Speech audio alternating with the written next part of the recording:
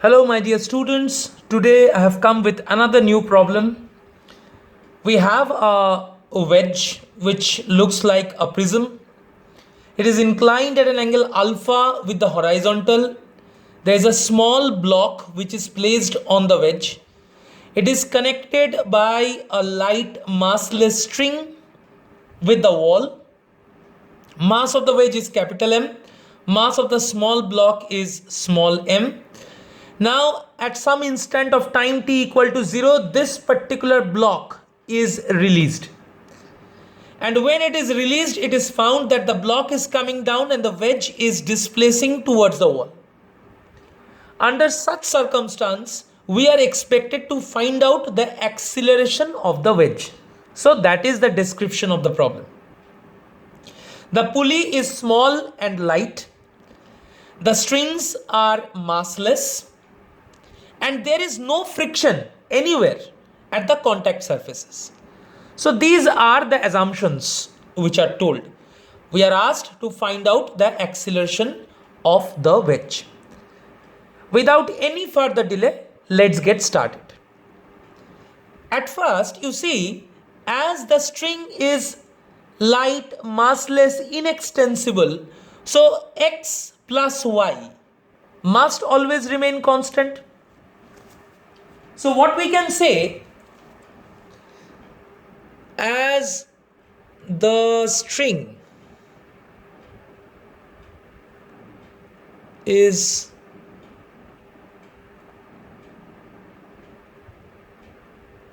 inextensible,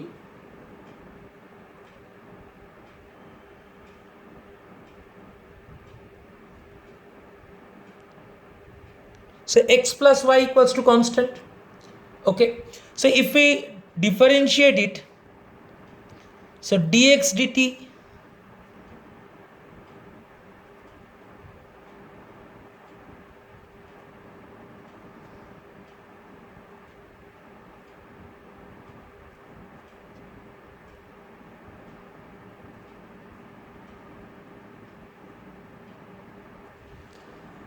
so what is d2x dt2? d2x dt2 represents acceleration of the wedge with respect to the wall.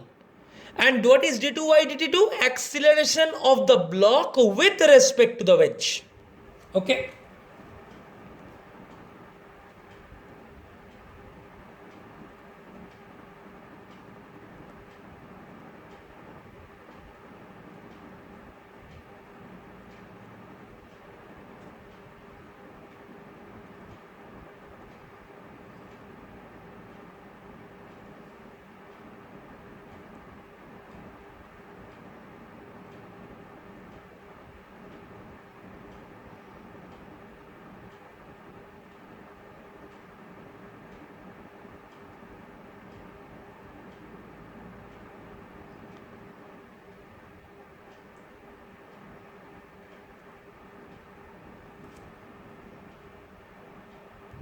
So what does the negative sign imply? The negative sign implies that as this wedge moves towards the wall, then the value of x decreases, then definitely as the length of the string is constant, so y increases and the block comes down along the slope of the inclined plane at an equal rate.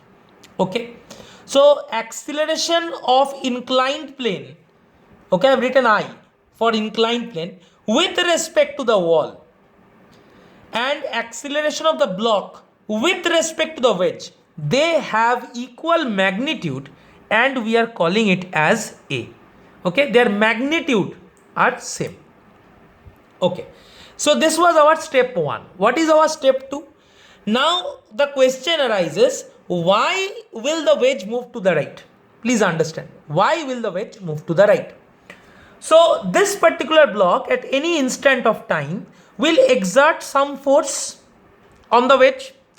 Now you think that there is a ground observer. Suppose you are standing here. So with respect to this ground observer, what will happen? The wedge is displacing to the right. So what do we know?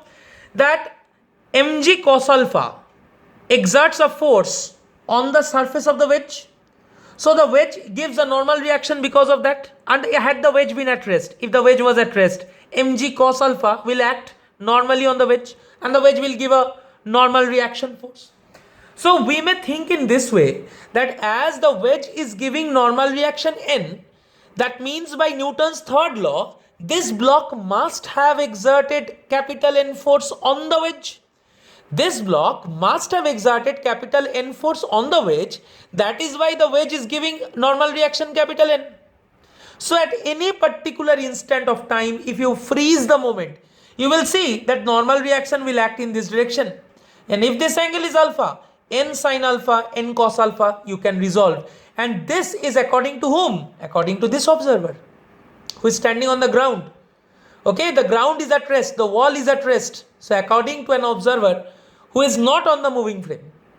So this capital N sin alpha, as you can see in this diagram, if I consider the free body diagram of the wedge, so here there will be a tension which is pulling the pulley, tension pulling the pulley. Okay, you can resolve it into two components, T cos alpha, T sin alpha. Weight of the wedge is capital Mg. The surface of earth is giving a normal reaction capital N dash, and the block is exerting a force capital N, which can be resolved N sin alpha and N cos alpha. So N sin alpha and T, they are acting along the right, and T cos alpha is acting along the left. And the resultant of these forces is making the wedge move towards positive I cap direction. So I hope you understood why the wedge is moving. So let's analyze the wedge. So for horizontal motion of the wedge, what we can write? We can write T plus N sin alpha. You see, T plus N sin alpha minus T cos alpha equals to Ma, or T 1 minus cos alpha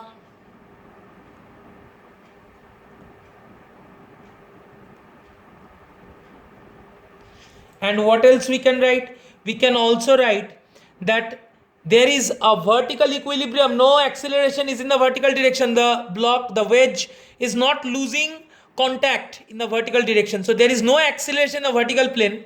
So what we can say that N dash is the upward force, is equal to capital Mg plus T sin alpha plus N cos alpha. So what we can see? We can say capital N dash equals to capital Mg plus T sin alpha, though we don't need this equation, plus capital N cos alpha. Now let's see the block. So if I consider the block with respect to this observer who is sitting on the wedge, standing on the wedge, of course, you can see that this is not the same person. They have different clothes. Okay, so they have changed their clothes, maybe, whatever. So this block is sliding down along the inclined plane with some acceleration A. Okay, so if I resolve the forces, weight of the block mg cos alpha, standard forces mg sin alpha we know, and the block is being pulled. So this is tensional force.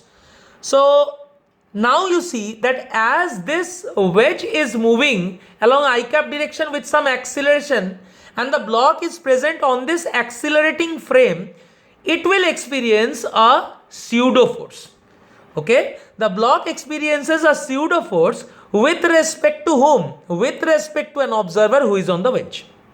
Okay, so the block experiences a pseudo force as it is situated on the accelerated frame. So with respect to an observer who is also situated on the accelerated frame, so this is Ma. Okay, very important force. So Ma cos alpha, Ma sin alpha. Very clearly we can resolve. Now you may ask me why we have taken different observers. We have taken different observers to analyze different bodies because it makes our work easy. It makes our work easy. Otherwise it brings about unnecessary complications and it increases the mathematical rigor. Nothing more than that. So for the block, what we can say, we can say mg sin alpha plus ma cos alpha minus t equal to ma. So what we can say, mg sin alpha plus ma cos alpha minus t equals to ma. That is one. Another thing what we can say, that n plus ma sin alpha equals to mg cos alpha. Okay, so of course in equilibrium, under equilibrium condition. So if I call this is my equation 4 and say this is equation 5, so from 4 and 5 I can find out t and n. So equation 4 gives us, so t can be written as mg sin alpha plus ma cos alpha minus 1, and n from equation 5 what we can get, n equals to mg cos alpha minus ma sin alpha. Okay, so these are the two very important equations. So I would like to bring your attention to this particular fact, that had this inclined plane been at rest, the normal reaction would have become mg cos alpha. But because of this pseudo force, normal reaction has got reduced by this amount ma sin alpha. Okay, so the pseudo force has reduced the normal reaction, which implies that the block is now exerting a smaller force on the surface of the inclined plane. Now the problem is more or less done. You substitute t and n that you got in equation 6 and equation 7 in our equation 2. So if we substitute 6 and 7 in equation 2, then subject A to formula, then our job is actually done. So let's do that. So this is what you get when you substitute 6 and 7 in equation 2. This one. So now let us expand and find out how things turn. Let's see.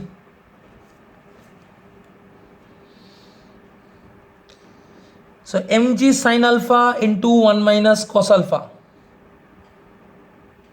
Mg sin alpha minus mg sin alpha cos alpha. You should try doing it on your own. Plus ma cos alpha minus 1 into 1 minus cos alpha. So I can basically write it ma into minus 1. So I can make it 1 minus cos alpha, and that will 1 minus cos alpha whole square.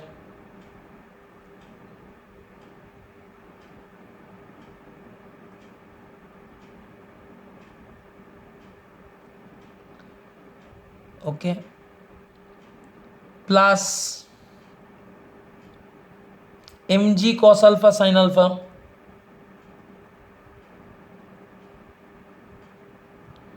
minus ma sin square alpha, and this is equals to capital Ma. Okay, some terms will definitely get cancelled. So mg cos alpha sin alpha, mg sin alpha cos alpha, this term cancels. So what we are getting? We are getting mg sin alpha minus ma minus ma cos square alpha plus 2ma cos alpha minus ma sin square alpha equals to capital Ma. So very clearly you can say minus ma sin square alpha minus ma cos square alpha, this will give you minus ma is minus 2ma. Okay, so I am keeping mg sin alpha on this side. Mg sin alpha equals to capital Ma plus 2ma minus 2ma cos alpha. So very clearly you can say that A will be mg sin alpha divided by capital M plus 2m minus, I could write it 2m into 1 minus cos alpha.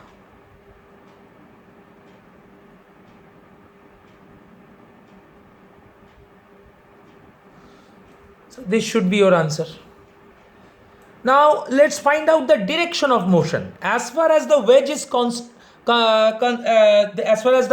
concerned, with respect to this ground observer who is on the ground, its direction of motion is along I cap direction, conventional I cap direction. So what we can say? We can say that acceleration of a wedge, I am writing the wedge as the I. I stands for inclined plane. With respect to ground, that will be this A, and what is the direction? I cap. Now sometimes students find it confusing to find out the direction of motion of this particular block. So we will see that with clarity. So according to the observer who is situated on the inclined plane, the block is sliding down in this direction. And what is this direction? You can see minus I cap cos alpha minus j cap sin alpha. So acceleration of block with respect to the inclined plane is actually A multiplied by this direction vector. Okay. So acceleration of block with respect to the inclined plane is this one, A into minus I cap cos alpha minus j cap sin alpha. That is this particular direction vector. Okay. So this is the direction vector, minus I cap cos alpha minus j cap sin alpha. Now we want to find out the acceleration of the block with respect to ground. Okay. So by relative motion, what we can say, that therefore acceleration of block with respect to ground is equal to acceleration of block with respect to incline plus acceleration of incline with respect to ground. Very simple. So we already know this one, we know this one. So we simply need to add the two. So we got this particular result. Acceleration of block with respect to ground is A into 1 minus cos alpha I cap minus A sin alpha j cap. Okay. So this is the complete description of motion of this particular block. Once you got it, you can find out the magnitude. How will you find out the magnitude?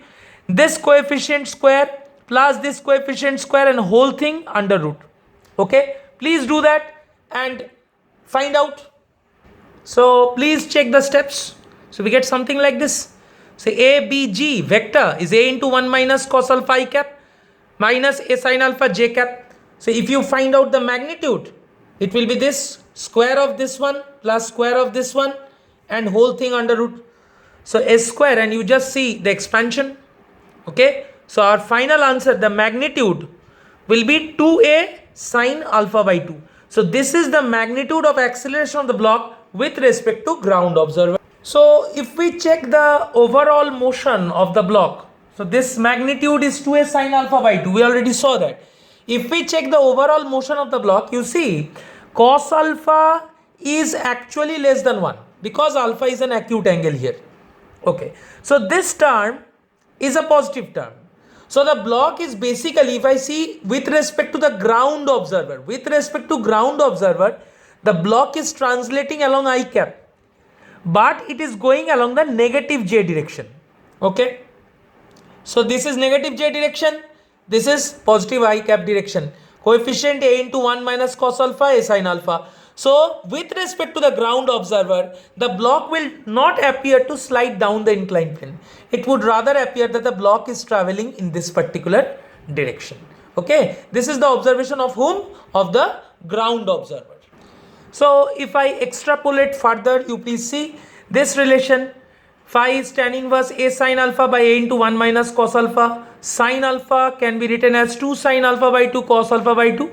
And 1 minus cos alpha is 2 sin square alpha by 2. Okay. 2 cancel, sin alpha by 2, sin alpha by 2 cancel. So you basically get this type of result. Okay. So phi is tan inverse cot of alpha by 2. That is the direction in which the ground observer observes this particular block to move in the whole process. So that pretty much sums up our entire discussion today. where we studied several vital concepts of classical mechanics, Newton's laws of motion, concept of pseudo force, relative motion. So it's a wonderful problem. I borrowed this problem from I. Irodov. I hope this problem and this video was useful to you and it helped clear some blurred concepts of classical mechanics. Thank you everyone.